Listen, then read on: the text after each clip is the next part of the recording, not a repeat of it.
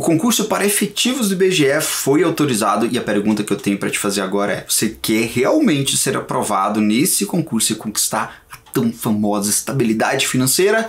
Então fica comigo nesse vídeo até o final que eu vou te ensinar como estudar da forma correta e tem um presentaço para você no final desse vídeo. Fala, estudante, que é o professor Alessandro Marques, mestre da aprovação. Seja muito bem-vindo ao canal do Alto Desempenho. O canal tem como missão te ensinar a estudar da forma correta, porque é assim que você vai conquistar essa tão sonhada vaga no serviço público. E se você não me conhece, há mais de 16 anos eu treino estudantes para serem aprovados. Eu já fui aprovado em 9 concursos públicos e hoje já são centenas de estudantes que foram aprovados utilizando o método, a forma de estudar que eu vou te ensinar hoje. Quem sabe você não seja o próximo. Então lembre-se de utilizar esse canal como uma ferramenta do seu estudo. Então toda vez que você tiver uma dúvida, coloca aí na busca Alessandro Marques mais a sua dúvida que você vai achar um vídeo que vai te ajudar. Bom, hoje nós vamos trabalhar aqui a preparação para esse concurso do IBGE. Vamos trabalhar primeiramente as informações que são importantes relacionadas a esse concurso. Vamos lá, primeira coisa, ele foi autorizado no dia 19 de julho, né? Foi autorização para o concurso de efetivos. Lembrando que está em andamento um concurso para o IBGE, só que é para temporários, tem essa diferença. Esse concurso foi autorizado vagas para o nível médio, que é o técnico em informações geográficas e estatísticas, são 300 vagas, daqui a pouquinho eu vou especificar essas vagas para você, e o nível superior, que tem vaga para analista de planejamento, gestão, infraestrutura e informações geográficas e estatísticas, 275 vagas, tecnologista em informações geográficas e estatísticas, 312, e pesquisador em informações geográficas e estatísticas, 8 vagas. As vagas elas são distribuídas entre os estados e as cidades.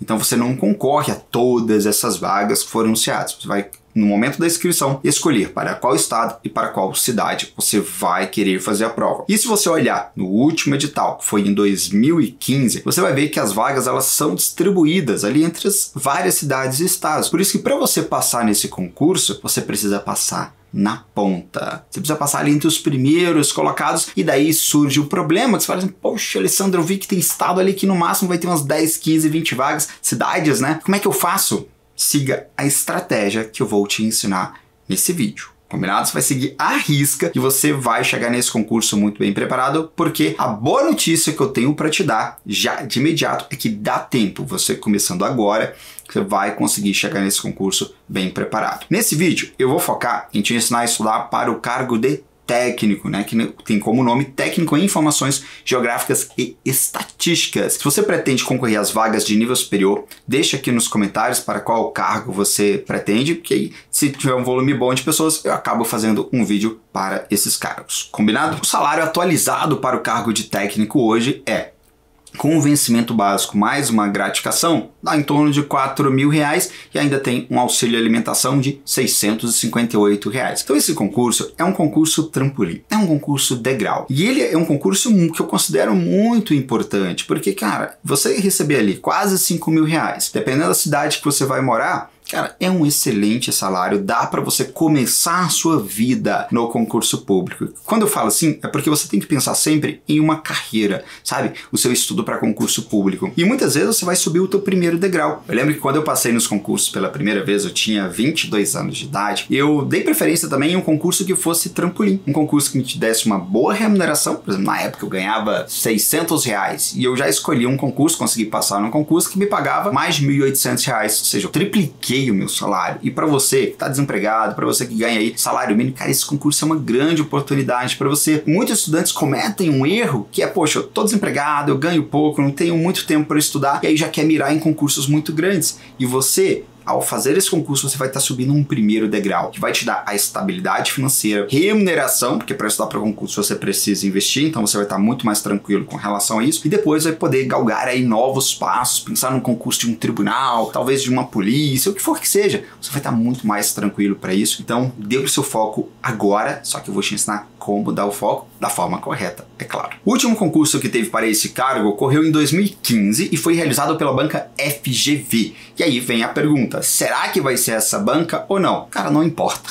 Como assim, Alessandro? Não importa, cara. Quem estuda da forma correta, pode ser a banca que for, você vai estar bem preparado, tá? Não tem como a gente saber, ainda não, até o momento da gravação desse vídeo, não foi definida a banca, né? A gente tem um prazo agora de 6 meses para sair esse edital. Tá tendo ali uma preocupação em convocar o pessoal, quem sabe esse ano. Então a estratégia que eu vou montar para você para ficar preparado aí já nos próximos meses para poder fazer essa prova. E se eles derem uma acelerada nesse edital, você vai conseguir chegar nele muito bem preparado com a estratégia que eu vou te passar hoje. E agora nós vamos fazer o quê? Uma análise de como foi a última prova, e sempre você vai se basear no último edital, ele é a sua referência, e para esse concurso novo, mais que seja em 2015, nossa, faz tempo demais. Não faz tempo demais. E outra, para esse cargo não deve ocorrer nenhuma mudança em termos das matérias e até da estrutura da prova. Mas então vamos verificar aqui como foi essa última prova. Acompanhe comigo agora entrando em modo aula. Então já preparei aqui a planilha do alto desempenho nos estudos para você. E aqui, primeiramente, eu fiz a análise de como foi o último edital. Então aqui, ó, língua portuguesa, matemática, geografia e conhecimentos do IBGE.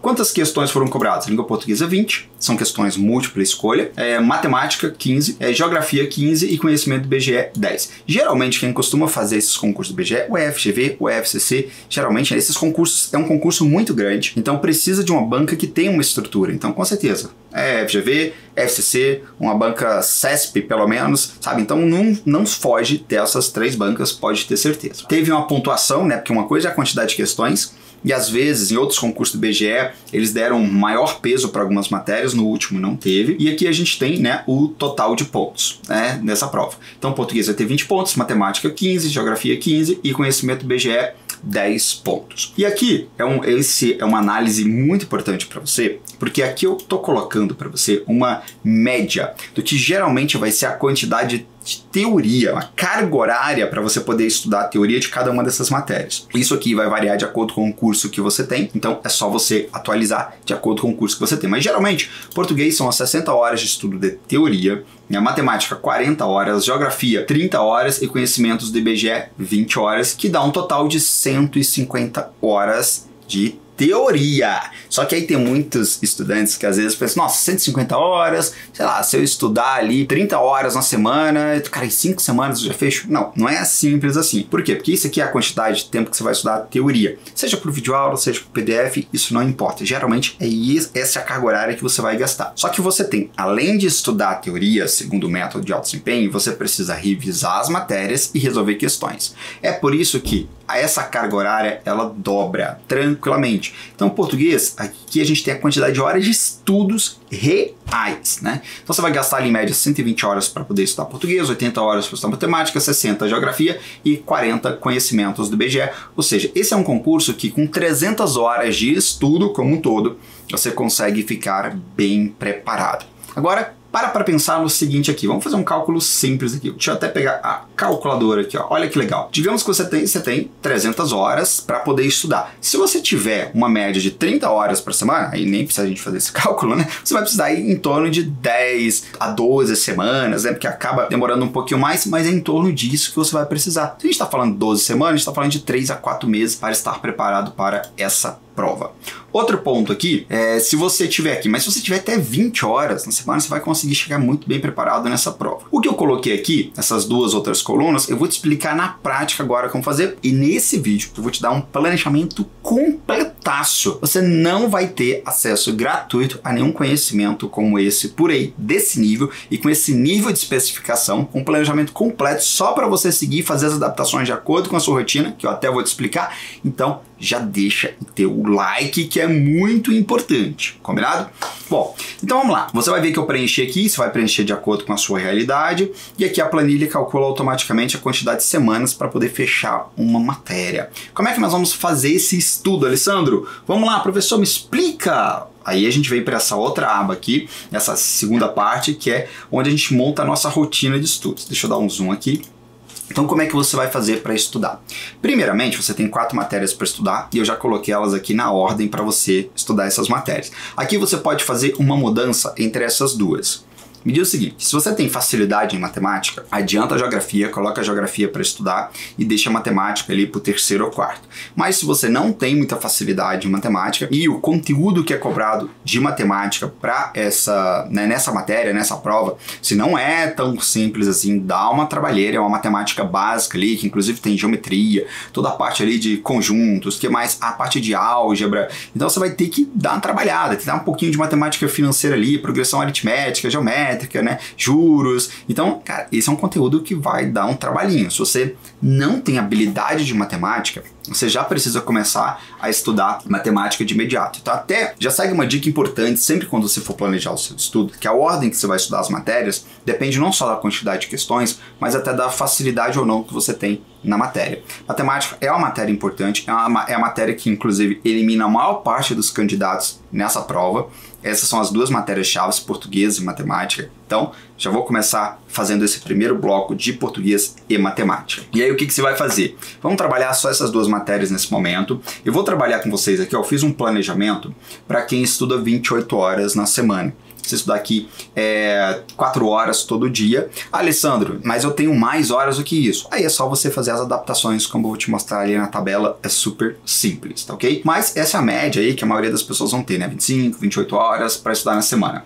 Então eu coloquei 2 horas de português aqui, é onde você vai estudar a teoria, fazer a revisão e resolver as questões. E 2 horas de matemática, esses blocos de 2 horas são perfeitos. Lembrando que a cada 30 minutos ou a cada 50 minutos você faz um descanso, não que estude essas 2 horas direto. Alessandra, mas como é que eu programo esses descansos? Tudo vai depender do seu condicionamento mental. E para você aprender a fazer isso, assista esse vídeo que eu vou colocar aqui sobre a técnica Pomodoro para você aprender a fazer os intervalos, combinado? Então eu coloquei aqui 14 horas na semana de português e 14 horas de matemática e você vai seguir nessa rotina até fechar uma dessas duas matérias. Mas olha que legal, a planilha já vai calcular aqui, ó, se eu estudar 14 horas por semana de português e 14 horas de matemática, ó, 14 horas de português, como tem 120 horas para estudar, eu vou gastar aproximadamente 9 semanas. E de matemática eu vou gastar aproximadamente 6 semanas. Quando eu digo aproximadamente, porque, claro, você pode, por exemplo, em matemática demorar mais, porque você encontrou alguma dificuldade e isso tá tranquilo. Por isso que a gente sempre trabalha com uma hora aproximada, meta é assim, você nunca vai ter exatamente, inclusive você pode fazer até menos tempo do que isso, se o seu estudo acabar fluindo mais, você tem horas extras, aí você acaba colocando mais horas para poder estudar na semana. Isso aqui é para você ter uma referência. Agora, outro ponto muito importante que eu vou te passar aqui é o seguinte, se você seguir, vamos pensar que você vai seguir exatamente isso aqui e você vai conseguir fechar a matemática em 6 semanas e você ainda, se você fechar matemática em 6 semanas, você ainda não vai ter fechado português, porque você só vai fechar português em 9 semanas. Aí o que você vai fazer? Você não vai incluir outra matéria. Essa carga horária, como eu vou te mostrar aí na outra tabela, que você vai tirar de matemática, você já fechou tudo, você não precisa dessas 14 horas, a gente vai deixar 4 horas na semana para você continuar revisando e resolvendo questões. Então, se eu tinha 14, tirei 4, vamos sobrar 10. Essas 10 você não vai inserir uma nova matéria. Calma, eu quero que você pegue essas 10 horas e coloque para português para que você feche português ainda em menos tempo. Então, agora eu vou te dar uma super dica relacionada aí às questões, uma dica extra aqui para você. Português, pode fazer as questões da FGV nível médio, lembre sempre questões de nível médio para todas as matérias.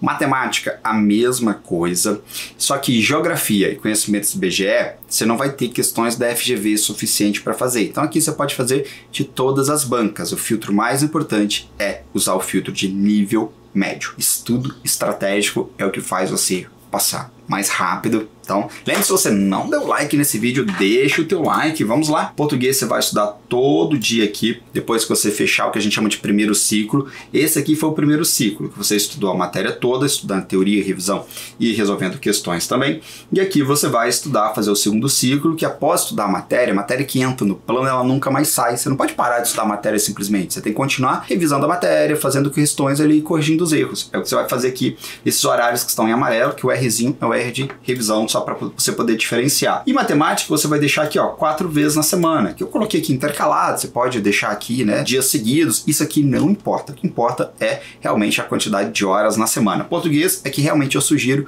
você praticar ali todo dia, que até pesquisas, né, científicas comprovam que você estudar a matéria espaçado é melhor do que você estudar muitas horas no mesmo dia. E aí você já vai inserir aqui a matéria de geografia, que eu coloquei aqui, ó, 2, 4, 6, 8, mais 2 aqui, 10 horas na semana, e os conhecimentos do IBGE, que é uma matéria muito tranquila, muito pequena, que eu coloquei aqui 7 horas na semana. Então, o que você vai fazer? Vamos aqui de novo para a nossa tabela.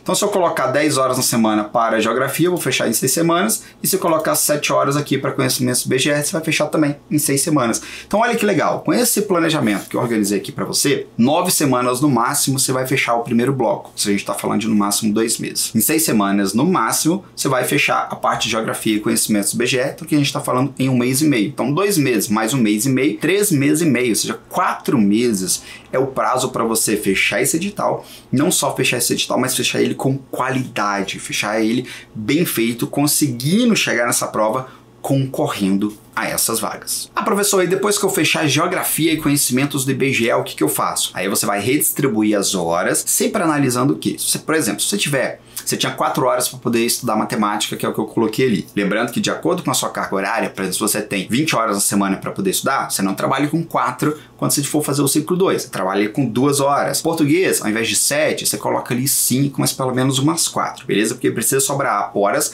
para as matérias novas que vão entrar. Mas talvez se o seu planejamento fechar em 5, 6 meses, tá tranquilo também, você vai ter tempo hábil para conseguir chegar bem preparado nessa prova. Então, depois que você fechar todas as matérias, você sempre vai fazendo essa reestruturação das horas. Ah, se você tiver muita dificuldade em matemática, coloca 1 hora todo dia para matemática. Se você teve alguma dificuldade, por exemplo, em geografia, coloca mais horas para geografia. Sempre vai depender da facilidade e da dificuldade que você teve em uma matéria. Aprendeu que para montar um planejamento não pode ser uma coisa estática, tudo depende de você. Você tem mais facilidade em umas matérias e eu em outras, então o teu planejamento nunca pode ser exatamente igual ao meu. E é isso aqui que eu te ensino no método de alto desempenho. E não se esqueça que eu falei que tinha um presentaço para você, não é verdade? Então, eu vou te dar essa planilha de estudo aqui do alto desempenho, já com essa estratégia que eu montei, só para você fazer os ajustes, que inclusive tem o edital esquematizado, super presente para você. Então, para você baixar, só clicar no link que eu vou deixar na descrição desse vídeo, baixar essa planilha, adaptar a sua rotina e agora é ação. Entrando em ação, você vai conseguir alcançar os resultados e, é claro, sempre com método. Não adianta só estudar. Se só estudar fizesse com que as pessoas fossem aprovadas, todo mundo era aprovado. Você precisa de 2 coisas: sentar a bunda na cadeira e estudar, e um método. Com essas 2 coisas, você vai chegar lá. Então lembre-se de deixar o like nesse vídeo, porque a minha missão aqui é essa, treinar você para a aprovação. Vamos juntos e até o próximo.